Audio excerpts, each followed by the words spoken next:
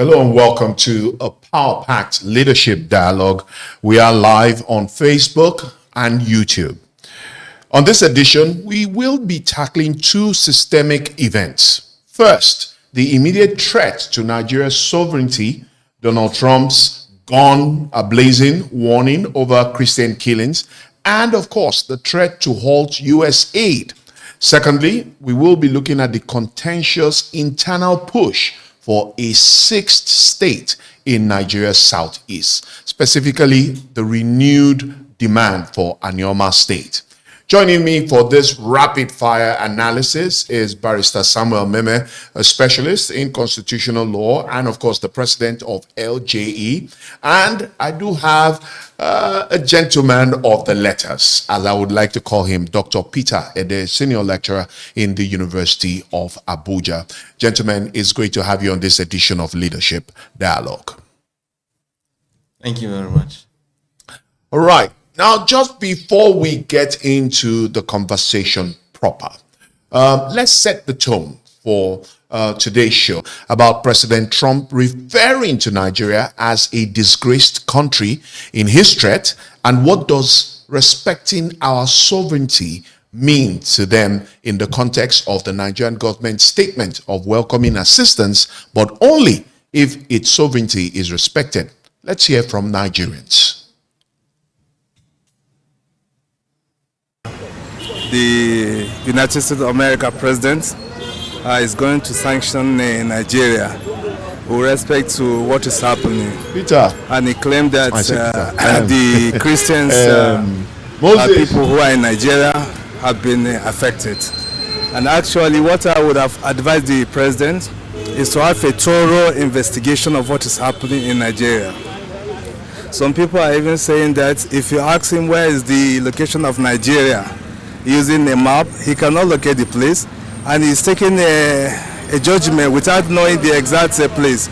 So there is need for him to come to Nigeria, maybe have a team to come to Nigeria so that they can investigate it thoroughly and see what is happening on ground in reality. President is not doing good enough for us.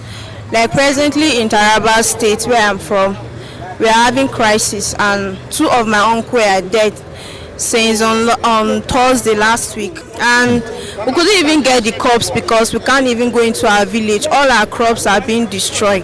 So if Tinubu can't do its work, then I think Donald Trump should come and help us. It's so embarrassing to hear that another country is offering to come and fight what we ought to do. And as our Nigeria as a country, we have what it takes to do anything to keep ourselves safe, to give us a good education and do everything, but bad leadership is what is giving us shame and embarrassment. It is not encouraging to allow another country to come into our country because it brings about international law. I'm talking now as a lawyer. It is not proper. When you're talking about international law, if you allow another country to come into your country, you open a floodgate of other things because they are coming to do other things that you may not know. Because they are coming to spend their resources and everything, they will have to get their money back. No country just spends money anyhow. And because of our oil and our resources, every country is willing to come. So it is not proper. Right. The voices of Nigerians reacting to President Donald Trump's threat of military invasion and, of course, the fight against terrorism on Nigerian soil. Well, let me come to you, Barrister Meme. Let's start with the rhetorics. Now, beyond the political shock, what is the immediate security implication of this specific threat of unilateral military action against a sovereign nation like Nigeria? And let's not forget, Nigeria is the largest black populous nation on planet Earth. Okay. When you look at the threats, I do not really see it more as a threat because in practical, it will be difficult for America indeed to start sending troops to the country without the consent of Nigerian government. In practical, that is not possible. But what this issue has risen up is it has actually wakened up the consciousness of Nigeria. It took a man from another country far away, United States of America, to ignite a conversation that many people say to be a sensitive issue in quotes. People look at this killing as sensitive issue. We have had this conversation here and over again. We went into a dialogue, a national conference. We have identified this issue traced to the movement of cattle in Nigeria. That these guys moving their cattle from one place to another are the problem we are facing in this country, destroying communities. If you look at one of the interview there, the lady said 2 of her uncles were killed about a week ago. They can't even go into the bush or go to the community. Who are those killing who? There is nothing like terrorists coming into this country. Let us call a spade a spade. There's not like foreign mercenaries coming into this country to kill communities. It is still some part of this our people who believe in rearing cattle by taking their cattle from one place to another. And the genesis of this problem began from the time they moved their cattle from one place to another, which is the old-time tradition. And over time, as development keep growing, they take this cattle from through communities, through villages, destroying crops. And when they are being challenged, they get reprisal attack. And that is just what you see. So I do not hold the view that there is Christian genocide or there is Muslim genocide. We are experiencing this killing in all parts of this country. It is possible that the areas where Christians are living are most affected. Yes. But until we begin to look into this issue, and when you look at the responses from our political office holders, responding in different rhetorics, it shows that they had no idea about how this issue can be tackled. Unfortunately, I do not see that Donald Trump has done so well. And of course, the following tweet, which was resonated as a result of the money found in UK, right? Yes, UK and the US. And in US, from the family of the former president, we are still going to experience more of this because we are experiencing even more high level of corruption into this governance. Unfortunately, because the more the country keep going into the deep mess, then you should be able to assess the level of corruption. So are you suggesting that the level of insecurity that we currently experience as a nation is a cover-up for political office holders to continue to perpetrate corruption? No, I see it more from the angle of inability to make the right policy. When you see politicians saying, because we had this conversation on the 30th of September on Esme Farmers Crisis. This is the genesis, this is the root cause of what appears to be genocide. And when we invited commissioners of agriculture, we invited governors, many of them called and said this matter is a sensitive matter. That they don't want to comment on the issues affecting the Fulanis or any kind of stuff. They just want to stay away. But for how long are you going to stay away and allow cattle to take over communities? How long are you going to stay away and allow the owners of community being chased away from the communities? And when these people are being chased away from their communities, where do they go to? They go to IDP camps. They come to the cities. The cost of rent is on the roof. How do you expect them to now start life afresh in the land of the strangers? Then thereby leaving their communities, leaving their farmlands, deserted their farmlands for cattle rearers and the Fulani herdsmen. And when you raise this kind of conversation, they said is a sensitive issue. Keep quiet, don't say it. Now, Donald Trump has risen this issue now.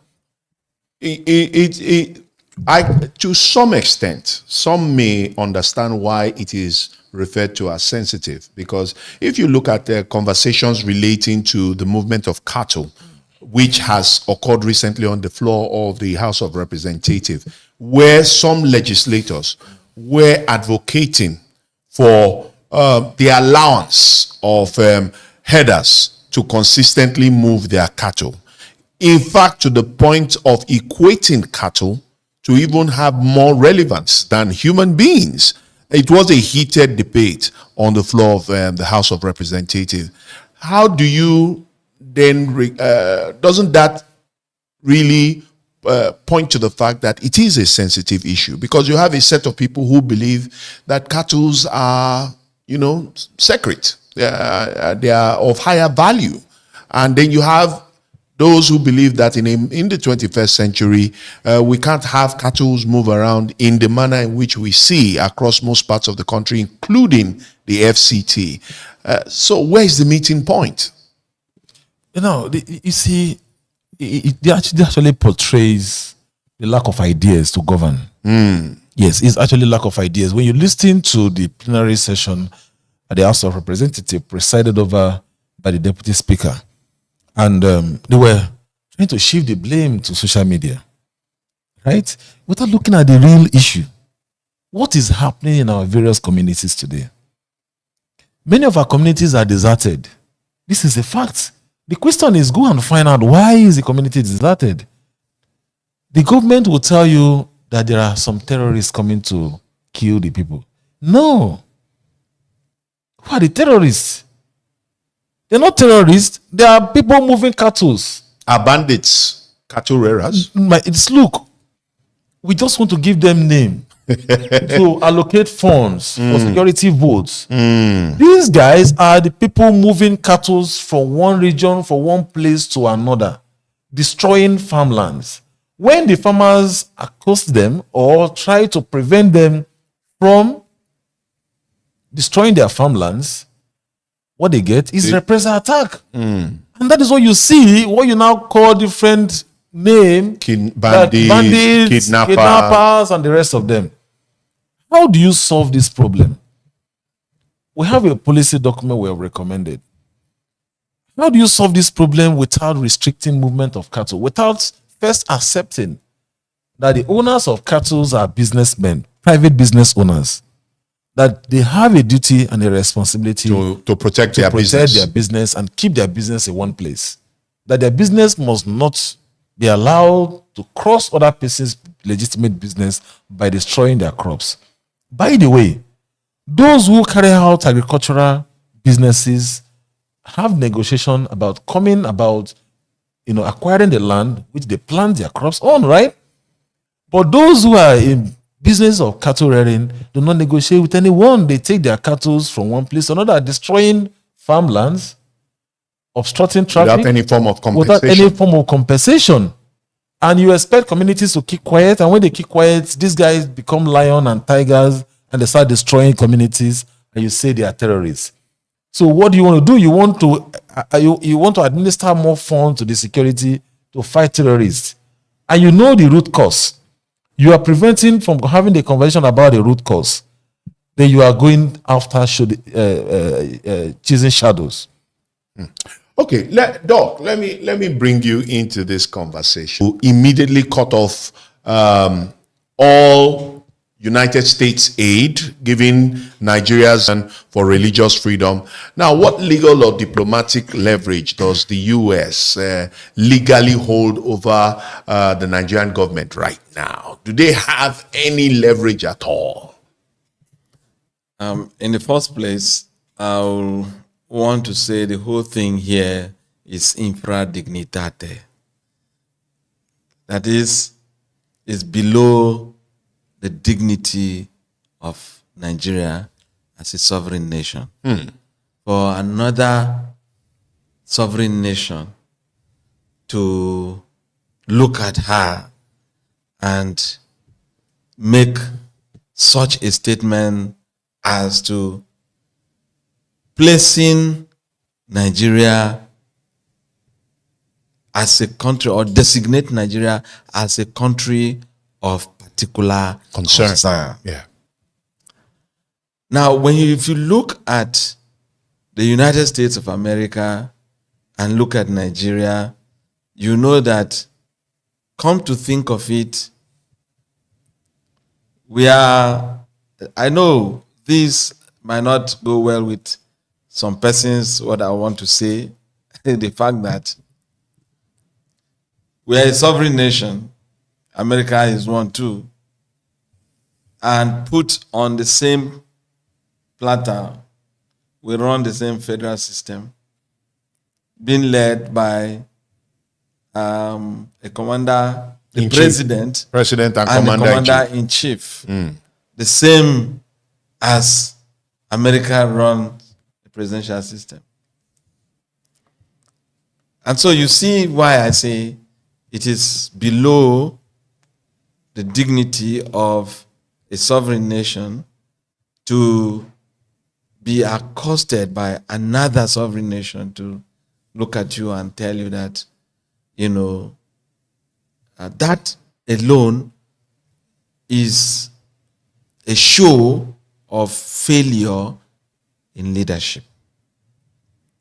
Because a leader is telling another leader that you are a failure. You understand? So, it doesn't matter about whatever aid America gives to Nigeria. That is immaterial. I have my own take on this, which somehow I am very reserved about it until. But to answer your question, what are the aids? What are the aids? And why now?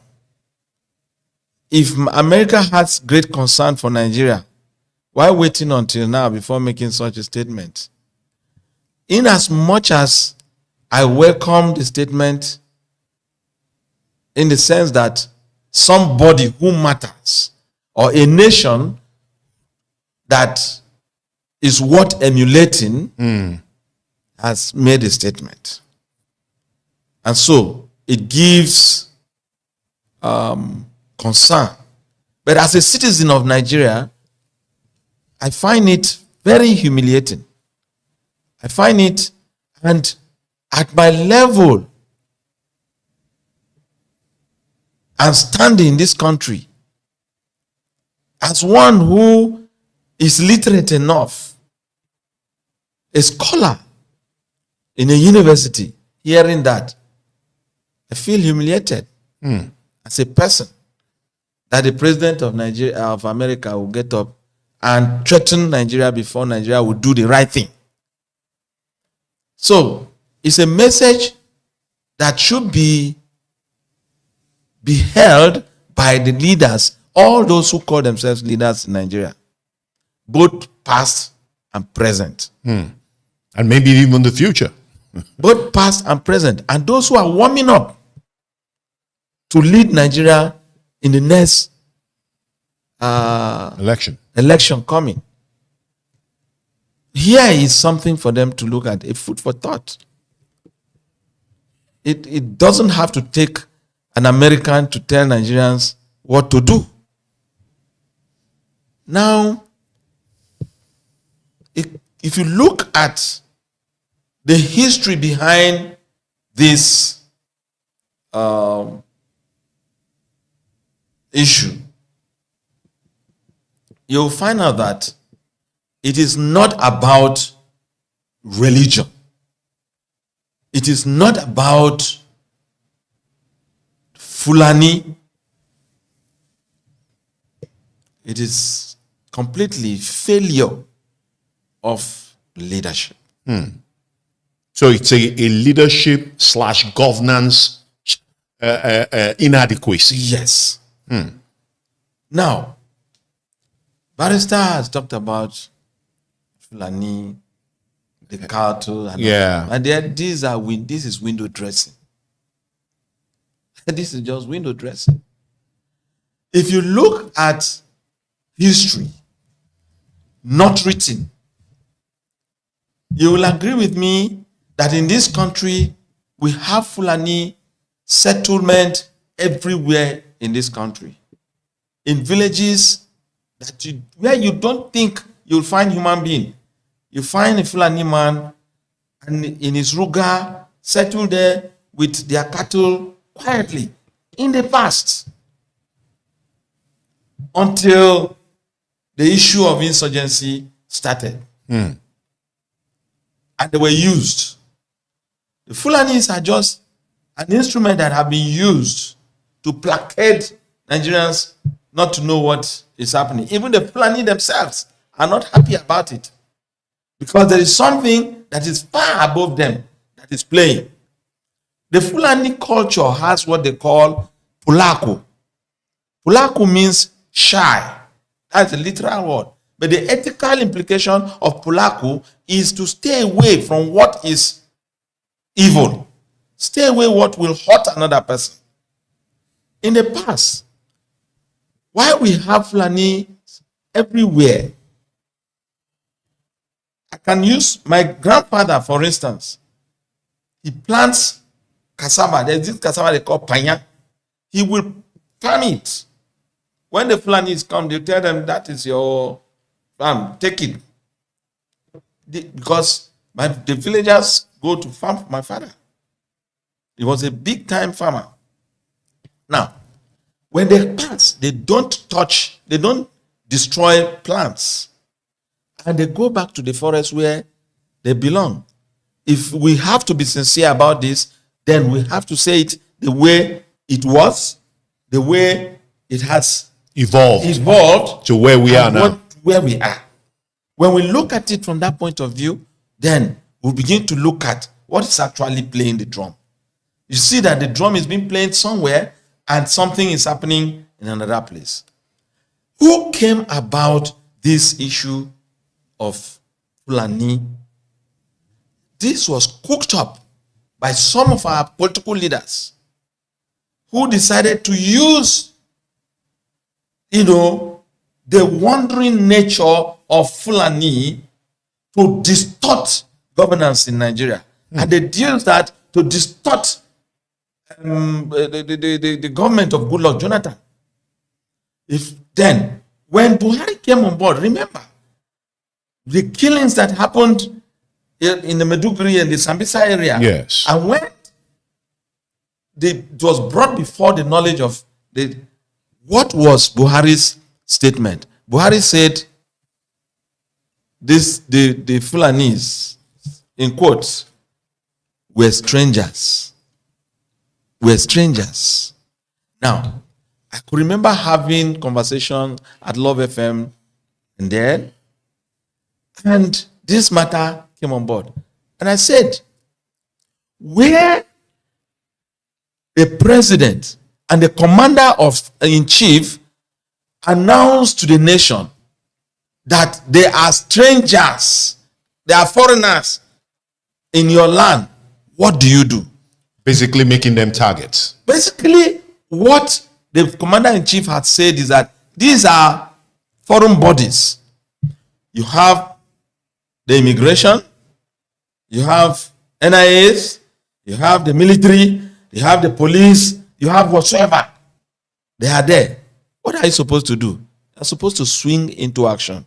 Because the commander-in-chief has spoken. He mustn't say fire before you go and fire. He has said they are foreigners. They are strangers. And if you go by the law of sovereign nation, when you find strangers illegally in your land, what do? Why do we have immigrations?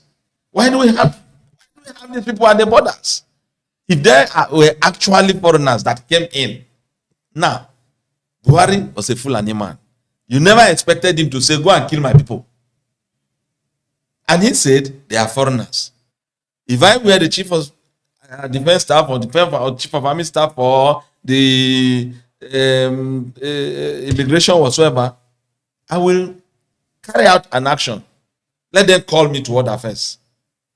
I will clear. Because they are foreigners and they have been identified as foreigners. Deal with them first. Now, we are always waiting for the president to say something. Goodluck Jonathan was not a military man. But as a president of a federation like this, he was there in two capacities. As a president and a commander-in-chief. Most times, these people do not know the difference between being a president and being a commander-in-chief. And so there is that need for the command that should be given for certain actions to take place. Now, if you watch out the exiting part of Goodluck towards the elections, he gave 6 weeks, but within 2 weeks, they were able to repel the actions. I mean, what happened? Now, it grew up. Buhari came on board. Don't forget, in this country, great politicians, great in quotes, have made statements that those who help to make peace or make them can as well create problems, cause chaos. This in a nation, in your own country, you make such statements. You have people who came on board, sat back to make statements like Muslim ticket. These are the enemies of the nation. You are blaming Fulani people when those who are the enemy are those who are actually ruling us. These are that's a strong allegation. That is it. That is what it is. I can beat my chest and tell you. Now, if you look at the confessions of I have suffered it. My younger sister's husband was killed brutally as a military officer, but he was brutally murdered at Sambisa on these operations. So I feel it. I felt it. And we have lost many other friends who have gone through that, apart from those who are playing one. Now, my concern in all this is not in the game that has played all this while. My concern is about humanity. It's about humanity. We have a nation. God gave us a very good country. But we have toiled wrongly with it. Now, let me give you an instance. I'm from a state whereby within the state, we had communal clash between my tribe and another tribe. And within, it is not the whole tribe, but because of the boundaries where they are. The boundary disputes. Yes. Now, it was said that an honorable member went, from the other tribe, deployed mercenaries. And of course, when they came in, he promised giving them 30 million for them to come and eliminate my own people. And of course, they met their Waterloo. They never succeeded. And they never left the community. They remained there and started terrorizing them within the same community. Okay. Now, in all of this, where do you place it? It's unfortunate that today the pronouncement that was made was said that it is Christian genocide.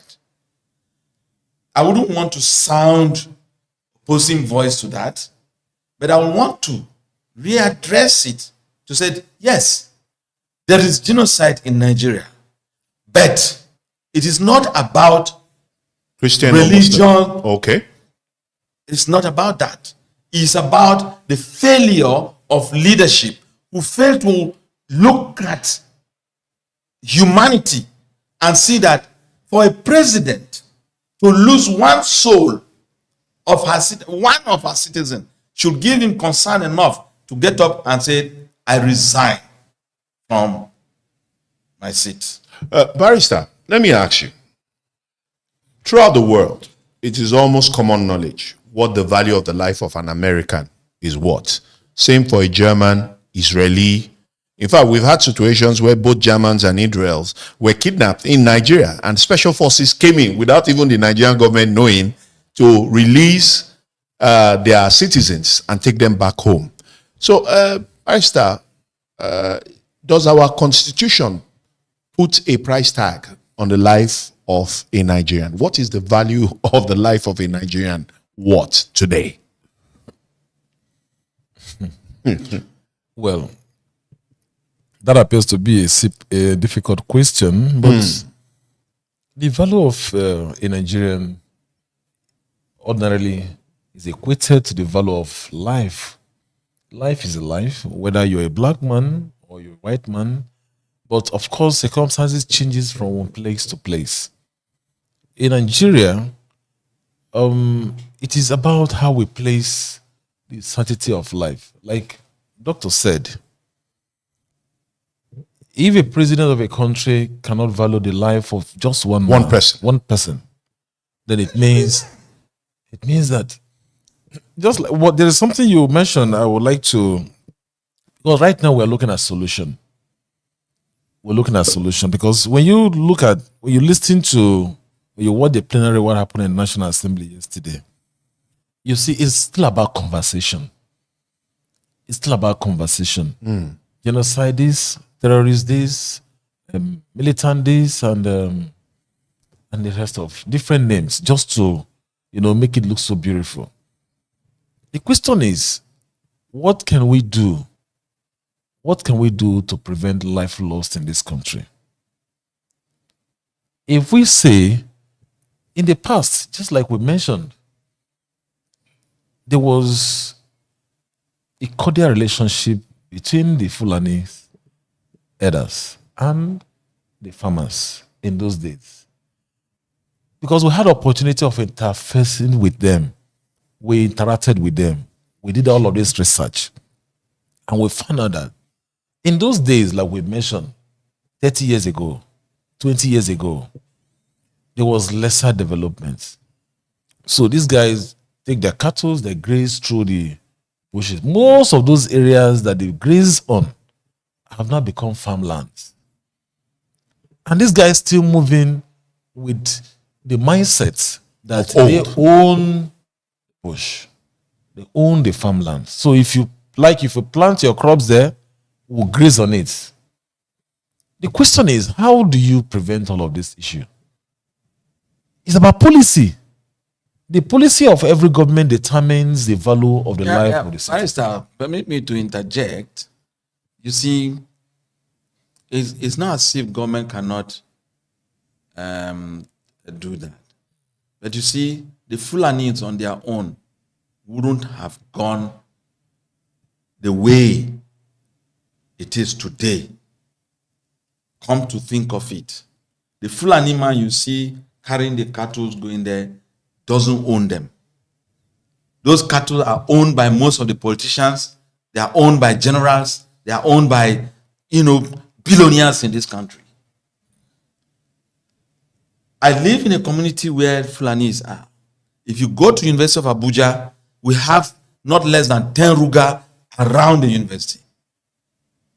They're in and around the university.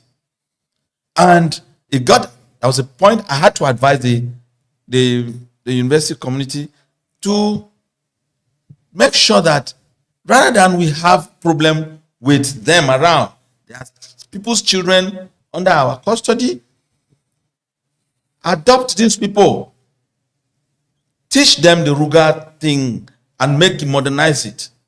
What stops you from putting light in those places where they are? These people are not aggressing you. Even those who use them are the so-called elite Fulanis. And you can see the kind of statements they make. Ordinarily, I bet you, that poor Fulani person on the street there, or in the bush there, will not, in all fairness, as a human being, will not attack you or do anything to you or whatsoever. I give a scenario. I was walking on my vehicle, and the Fulani man came parked grazing. And I asked him, why do you graze around where people are? And he started telling me he's educated. I shouldn't expect him to go into the bush too far. Two, that I should look at the time. He has gone far and he's coming now, and he will soon go to where he will settle. There and then, he got an information that they have rustled some of their cattle. And it was very bad, feeling bad. So I picked a stone and threw at one of the cattle. He said, why will you do that? I wanted to see his reaction. He said, why will you do that? If they stone you, will you like it? I said, but you use stick and hit them. He said, no, he's not hitting them. He's tendering them. Yes. And I could see reason with what. Now, he has his own mentality. That's what I'm trying to say. They have their mentality. They have the way. These ones that you have seen who have been given machines to come and carry out, these are mercenaries. Not cattle rearers. Not cattle rearers. They hide under these people to do this. Now, it's rather unfortunate that if you look at what played out in the areas like Plateau State and all that, like Barrister said, that some of these people have been in those areas in the past. And now, because they are gaining ground somehow, or they are talking Fulani, they now started coming back to those areas. And when they come back to those areas, they are either houses or they have development has taken over those areas. The only thing is that they need education. They need to be educated. So, but doesn't, Barrister, doesn't that come back to the policy you were talking about? For government to be able to make policies that encourage educating these headsmen. If you are making policy without education, we know the problems. Let us look at the solutions. What is the solution to all of this problem? Like Doctor said, you have narrated the stories and how it relates from the past, the present, and what is the future of all of these things. We have looked at all of this things that it is unsustainable to continue to move cattle from one place to another. Whether there are good Fulanis or whether there are bad Fulanis, but the bottom line is that when these guys are allowed to move their cattle from one place to another, properties will be destroyed, farmlands will be destroyed, communities will be affected. What we are saying is, there is a system. The government have their responsibility. Who is going to gather the whole Fulanis and say, everybody stop, let us educate you? Who is educating the farmers? Who is educating the young Nigerians who even wish to be educated? I think we need to get through a practicable solution. And the practicable solution is that the owners of cattle rearers, you can join them together. The cattle rearers at the center, the cattle owners, they were all together. You mentioned that one of the cattle rearers said, he got an information that some of their cattle have been rusted. Yeah. These are also part of their bitter experience in all of these things. You cannot beat a child and prevent a child from crying.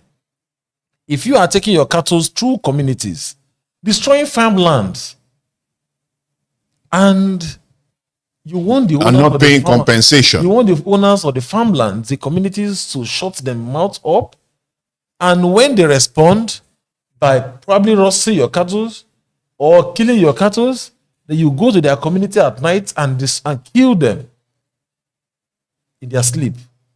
So what then is the solution? The solution is there must be a policy in place, starting from the federal government, to restrict the movement of cattle in Nigeria. It is irrelevant whether the owners of cattle are senators, governors, presidents, generals. It is irrelevant.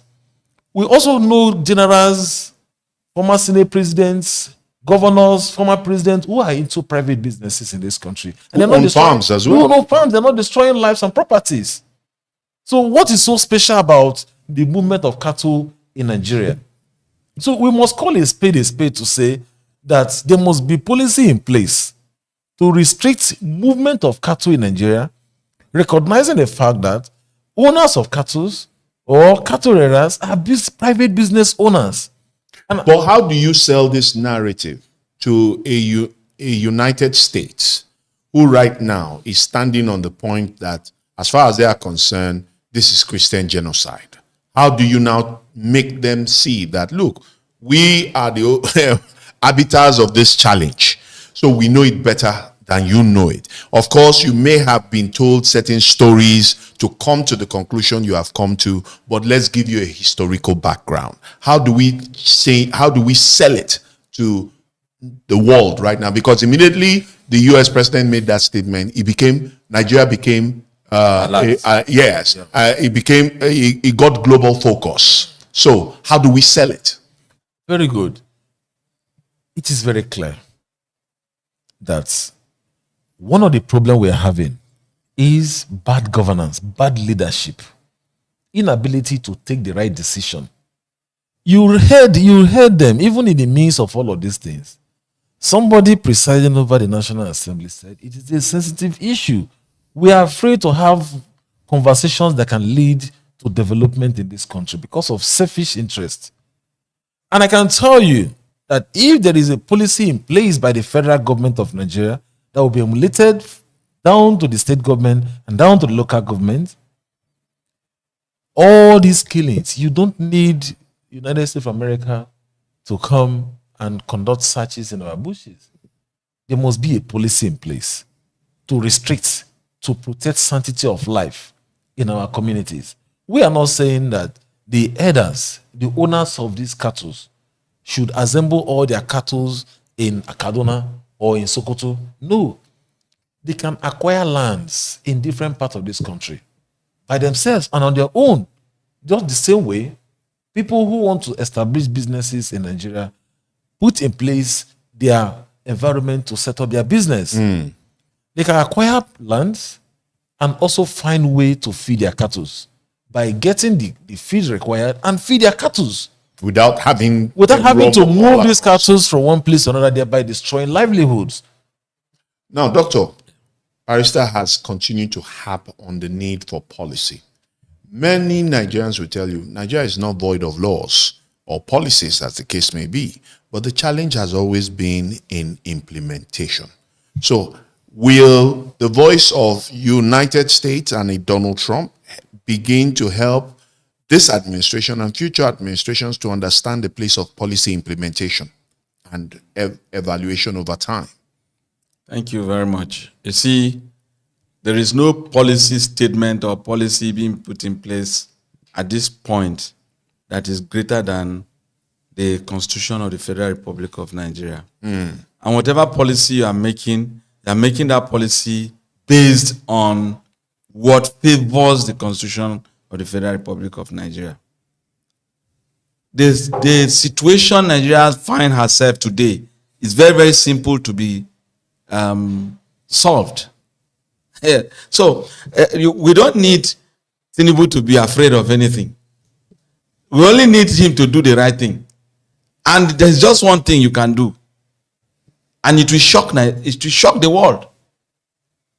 Get those who are involved. Get them. They know them. If you take the words of late Abacha, everybody has been making reference to that. No crime in this country that within 24 hours that cannot be quelled, that the president does not know.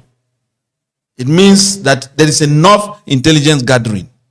There is enough intelligence gathering, and I know that the Nigerian army or the Nigerian military as a whole have been doing greatly to curb the situation. But they are being frustrated by those who are benefiting from these heinous crimes. Now, I will take them one after the other. If the president can give a command today to see that this genocide stops, he only needs to give the military the go-ahead. And there's what they call sweep or wipe. When Nigerian army gets involved in that. That's a military work. You yourself, you have signed that, okay, you are going in. Don't think of going and coming back. And so you must go and succeed. Are you getting me? So who are they? Where did they come from into our country? Who are they? Do they have two heads? They don't have two heads. Whatever machines they have on ground, the techniques that has been put, that the military has, can overshadow them. That is one. Two, there has to be a political will to end the crisis. That phrase again, political will. There has to be a political will to end the crisis. Two, there must be a deliberate religious will to stop the crisis. Now, because it is taken a religious tone being understood from outside that is a religious genocide. My take is that there is genocide. But whether it is religious, from whatever point of view that is being put in place, we are just to draw that. Now, but when you look at the indices that I am working in a federal establishment, and within that federal establishment, I have Muslims who are my friends. I have Christians who are my friends. As a matter of fact, in my faculty, I have even traditional worshippers who are there, and we are working together. If you go to the National Assembly, if you say that there is religious genocide in Nigeria today, would that National Assembly sit? Can a Christian sit down there and see that his Christian brothers are being killed and he's sitting down there if it is not political compromise? You understand? These people have compromised and they know what is going on. It's not as if they don't know what is going on. They have seen it. But one thing, I don't know whether to pity the president, but I don't envy his position. Because if he will get up and fire some of the service chiefs, I don't see why she's keeping Rubadu there. I have to mention the name Rubadu because I'm on air. Yeah, no problem. But he is at the leading top of that. As the national security. As a national security. So if you remove them from this axis, how about that? It means that something is not adding up well. And we must look at that. Now, that America makes any noise about it, many people have said, I don't want to go with that. They know what they will gain. Look at the time of Ebola and COVID. The time of Ebola. Oh, this doctor that gave herself. What? Yeah. When Goodluck went to America asking for assistance, to save Nigerians from being killed, but what did they tell him? That it was not yet time. By then, it was Obama that was there. So whether it is Obama or Trump that is there, it's America. I don't envy them because for me, America is a land of slavery. They have systematically put it in place and come up with democracy, which we have borrowed, and we are not able to manage it. And I am from a free world. Nigeria is a free world. We were amalgamated. And we need to look at the concept of this amalgamation and the type of people we are. We are a unique people in this world. With people with a DNA that is quite different from every DNA in the world. And so, if we are here killing our people or allowing our people to be killed, and it has to take someone. Remember, that voice was not even coming from Rome or coming from Saudi Arabia. But I could see that Saudi Arabia was able to support what Donald Trump had said. And that was why I said, if a president is not concerned about the death of one citizen, then there is a problem. Then there's a problem. Now, coming to the issue of policies and all that, look at the genocide you are seeing. Is it only in those killings? How about our roads that are very bad? Death traps here and there. Do you know how many people die on the road every day? The money they are looting. Do you know those who are dying of hunger and starvation? Can you quantify that? So there is supposed to be a total overhauling of what is happening in this country. Well, now to a fierce debate at home. The National Assembly is moving to create a sixth state for the Southeast. And Anioma State is leading the conversation. Barrister, from a constitutional standpoint, how realistic is this goal and what is the biggest legal hurdle right now? Because some members of the Southeast are already celebrating the fact that an additional state will naturally give the Southeast some resemblance of equality with what is happening in the North. But let's look at the legal framework for this. How feasible? Well, it has been a long time agitation, and that there is the need for us to have equal states. At least one state should be added to the Southeast to balance the equation. And this clarion call has been on for so long now, which many of us also see the need for us to have the six states to develop the Southeast, as it were. But unfortunately, and from what we can see, and this agenda is now pushed by Senator Ned Nwokolo. Senator Ned, yes, who fortunately is my representative in the National Assembly, in the Senate. And beside this agitation and the move by him to lead to the debate of creating one more state for the Southeast, I have not really seen so much what he has done for the people of the Delta North, to start with. Then secondly, if you look at the... But if this Anioma State comes into existence, wouldn't that be a great achievement for Senator Ned Nwoko and the people of Delta North? No, not achievement, because what Senator Ned Nwoko is trying to do is representing the Delta North in Delta State, right? In the National Assembly. And this Delta North is made up of 7 states. And for what he's proposing the 7 local government, I meant to say. He's proposing the 7 local governments to become a state. Okay? And Delta State is under the South, not in the Southeast in the first place. So what Ned Nwoko and his team is trying to do is to have a part of Delta State, which is the South, to be added to the Southeast, to make Southeast 6 states. And I think this is a wrong calculation for him.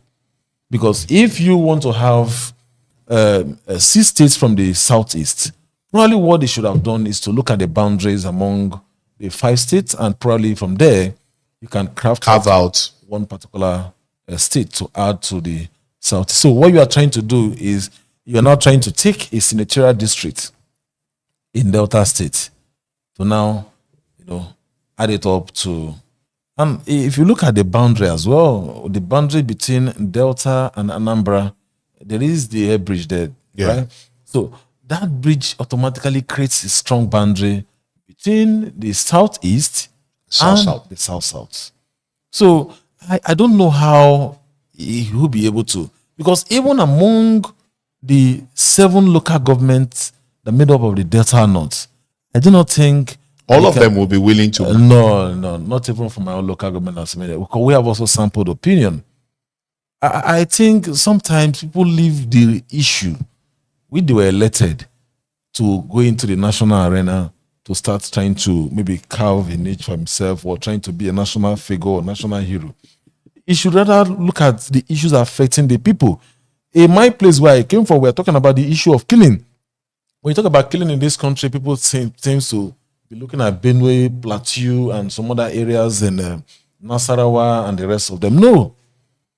In my senatorial district, where Ned Nwokolo came from, in fact, his village where he came from, people cannot go to farm.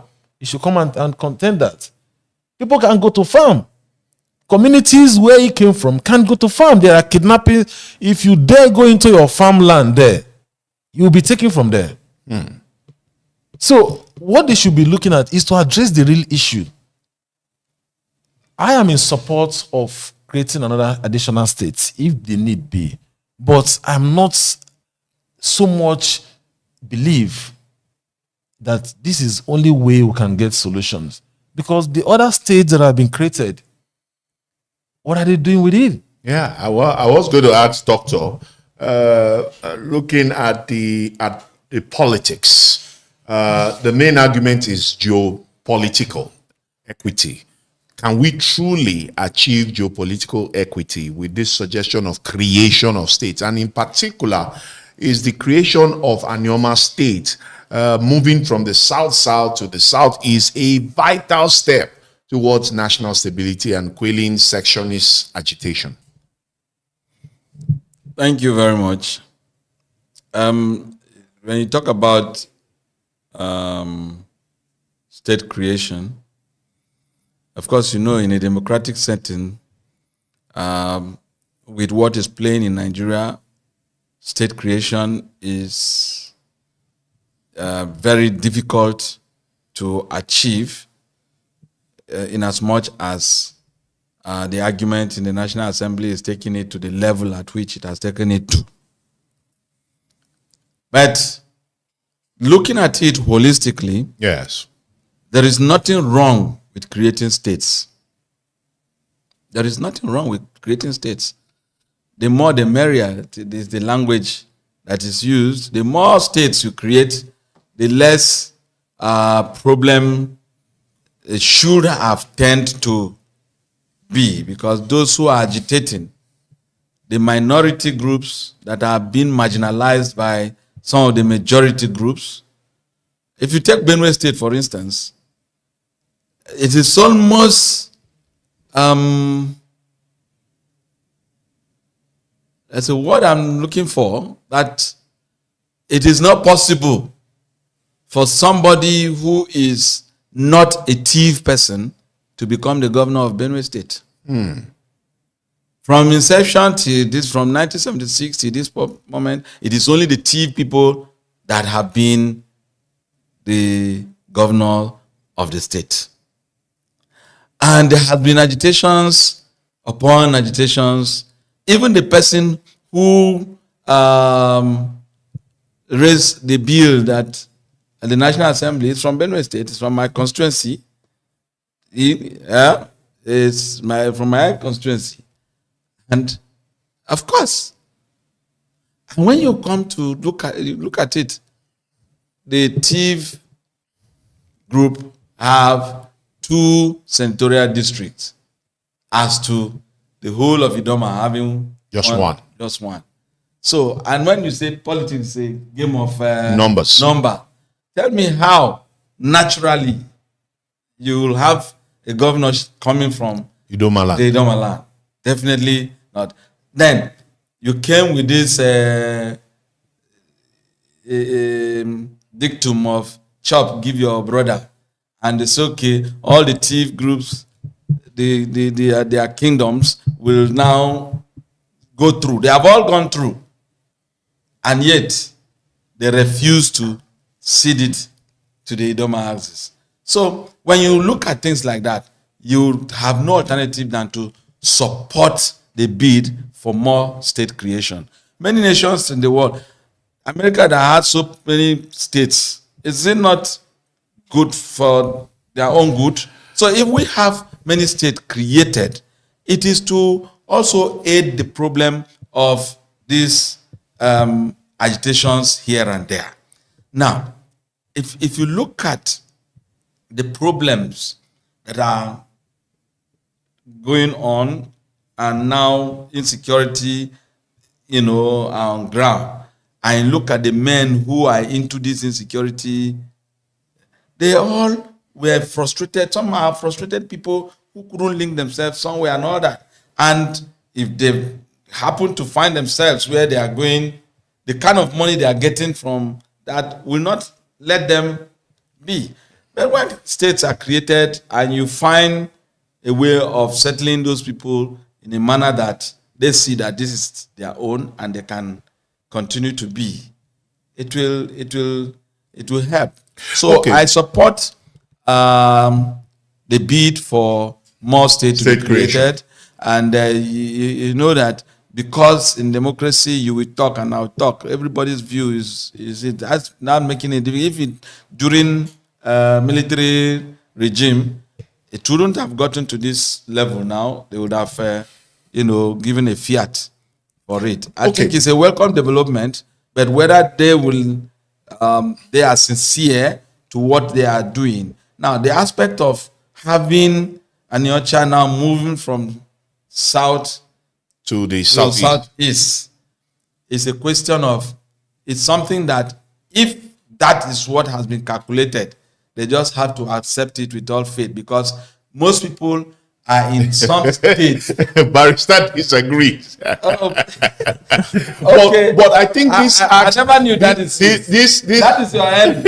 Okay, well, let me say what I want to say. Now, you see, you find out that so many people are in some states today, not because they want to be there, but because of this boundary adjustment thing and all that. You now find, now, if you come to my place, you will find out that Oju local government is bounded by several local governments and all that.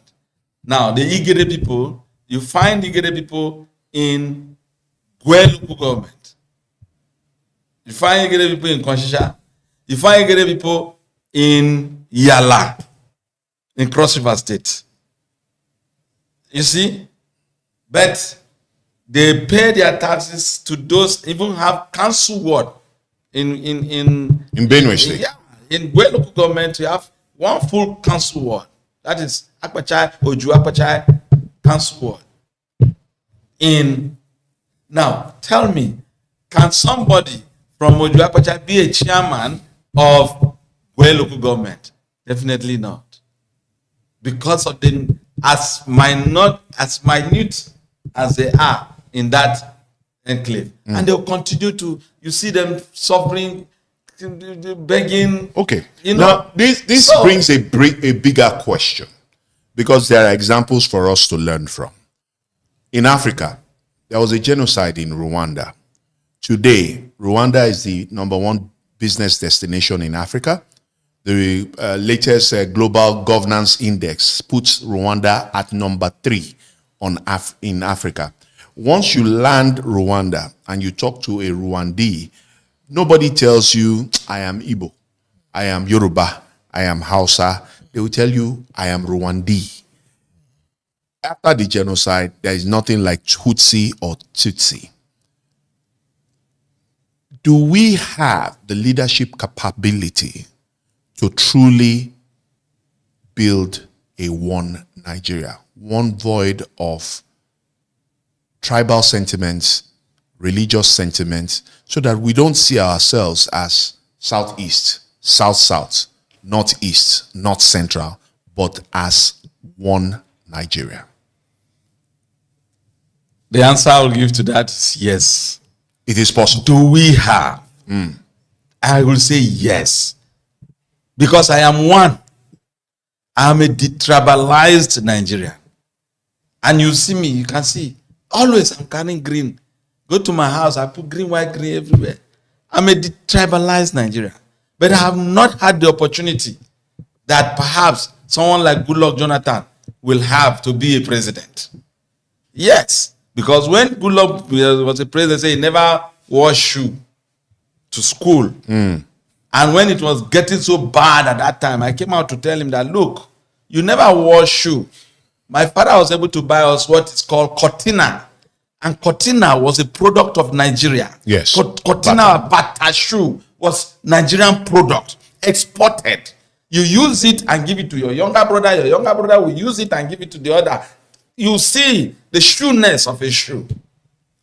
And so we have many Nigerians who are detribalized Nigerians. And I speak many languages. I speak the 3 major languages in Nigeria. And all that. And I've grown within the federation, a conglomerate of all Major tribes. villages of Nigeria. Now, if you go into all the military cantonments, you find a conglomeration of all villagers from everywhere. All Nigerian military men are from different villages. Now, you see, when the military is recruiting, he recruits from virtually every local government. Virtually every local government. There's nothing like they are giving this. They are no.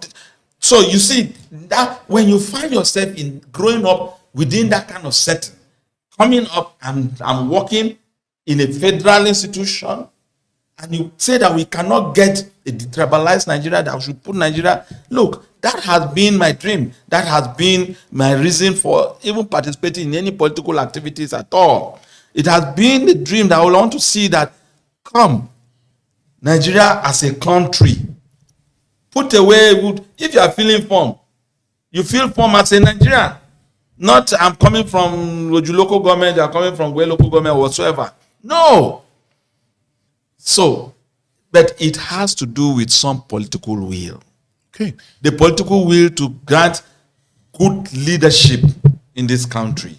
So if we find that put in place, there are men who can handle it. There are technocrats who see these things that can say, okay, look, we must take this to the next, take Nigeria to the next step.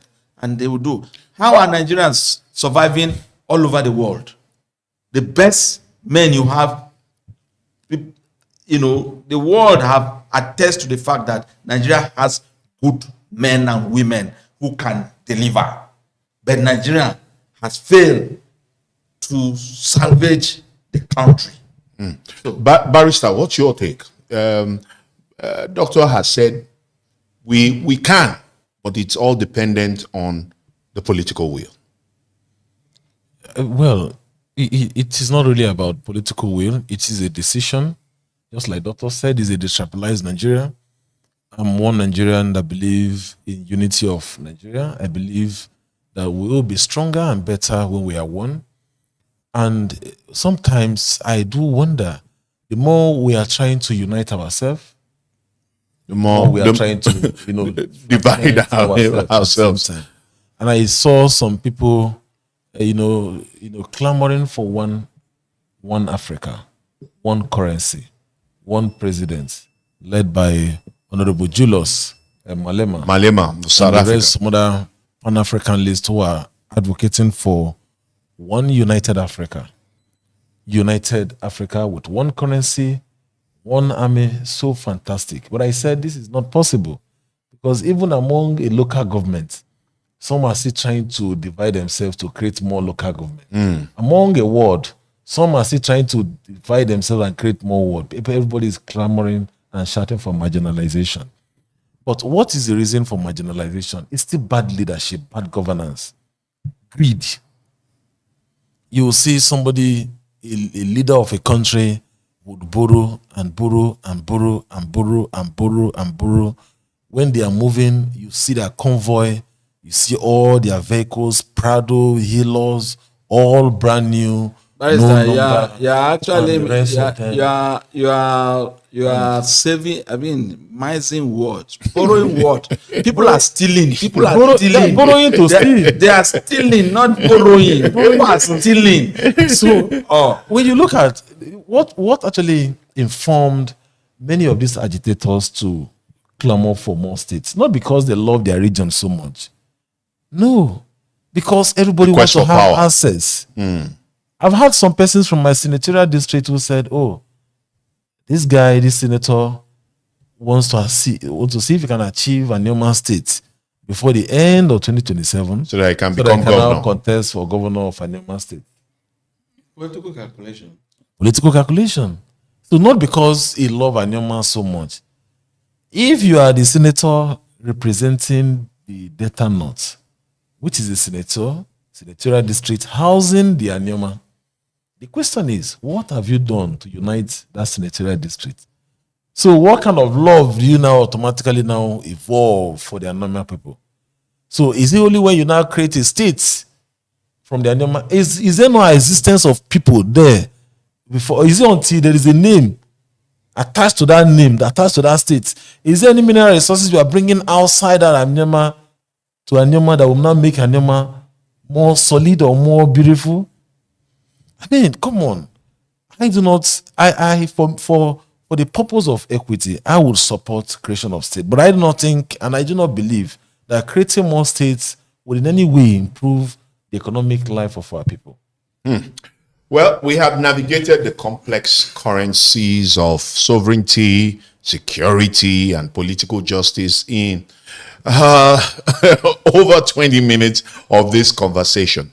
From Donald Trump's gun ablazing threats to the dedicated question of who the Anioma people are and where they belong. This is clear that Nigeria's leaders have critical decisions ahead of them. At this point, I want to say thank you, Barrister Samuel Meme, and of course, Dr. Peter Ide, for making our time to bring your shining ideas to this conversation today on Leadership Dialogue. Thank you very much for having me. And to our viewers, keep the conversation going in the comments. Don't forget to like, share, and subscribe. I am John Kamyang. Bye for now, and God bless the Federal Republic of Nigeria.